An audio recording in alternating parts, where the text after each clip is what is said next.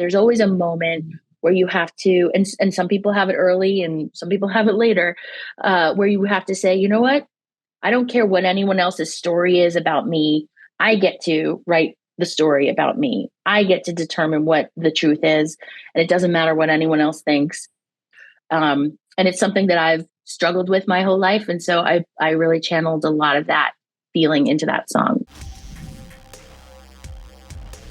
Well, to start off, I first wanted to ask, if your inner thoughts were expressed through musical numbers, who would you want to be singing them to you?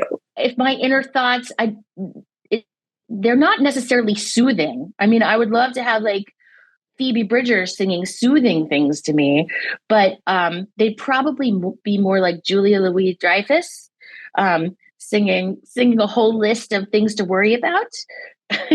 Yeah, it would probably be Mandy Patinkin screaming. I love that. Cool. Okay, well, you originally wrote Up Here as a play, correct? It was originally a live stage musical, but a completely different story, and only had you only saw the thoughts of the male protagonist. But we brought on Stephen Levinson, who completely revamped the story, and Danielle Sanchez-Witzel.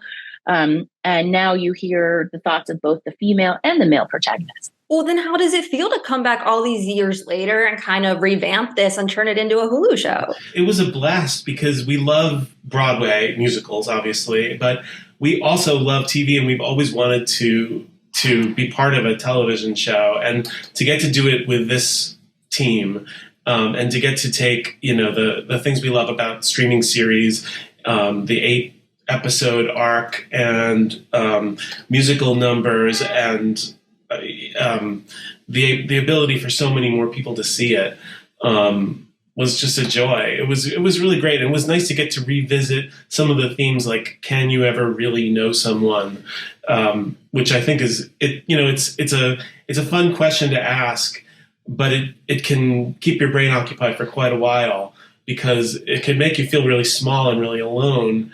On the other hand, I think when we puzzled it out before, we kind of realized, well, yes, you can never fully know someone. I can never fully know Kristen, and vice versa. But we can spend the rest of our lives trying to learn more. Basically, like we can spend the rest of our marriage meeting each other, basically, which I think is a really romantic thought, and it's kind of where the show lives. Well, as EPs, how involved were you in mapping out the season? I mean, were there certain aspects of your original production that you wanted to stay true to the original? As EPs, we were involved in every single layer of this entire endeavor, and I love that. It was like going to grad school for television. Honestly, most people don't have their first real job in television. Doing all the things, but we helped crack the story. We worked, to pitch the story. We then wrote all 18 songs. We were on set for every one of those songs. I will say Stephen Levinson was also, just as involved every single day, and also involved in choosing like where the songs would be and what some of those slots would be.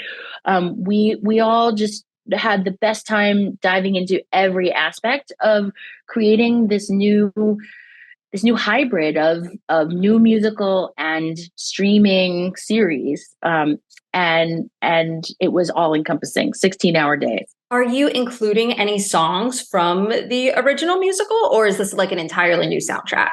Pretty much a new soundtrack, but there's a couple of songs that we drew from and completely rewrote. So some of the DNA is there, but not very much. Well, I have to tell you, Frozen music remains iconic. So do you happen to be cooking up any more Arendelle songs in any form? Well, we hear that Frozen 3 is happening. So we plan to be cooking soon. And we're excited. We're excited to bring on the next chapter. Lastly, did you guys each have a favorite number from the series that you wrote? I have to say my favorite is this song, I Am Not Alone, because it takes place, he's alone in a bathroom and he's singing about how basically about falling in love, and you see the big romantic spirit this guy has, but he's still trying to play it cool in real life. So it's really, I mean, to me, that's funny how like someone's big feelings that they don't share are hilarious. I really love The Truth Is, which is in episode 7, because I think that so many of us, so especially females, are given such programming to be something for other people. And eventually, as you grow up, there's always a moment where you have to, and some people have it early and some people have it later, where you have to say, you know what? I don't care what anyone else's story is about me. I get to write the story about me. I get to determine what the truth is.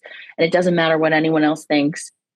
And it's something that I've struggled with my whole life. And so I really channeled a lot of that feeling into that song. All right. Well, I'm going to have to wrap, but thank you guys so much for talking to me about the show.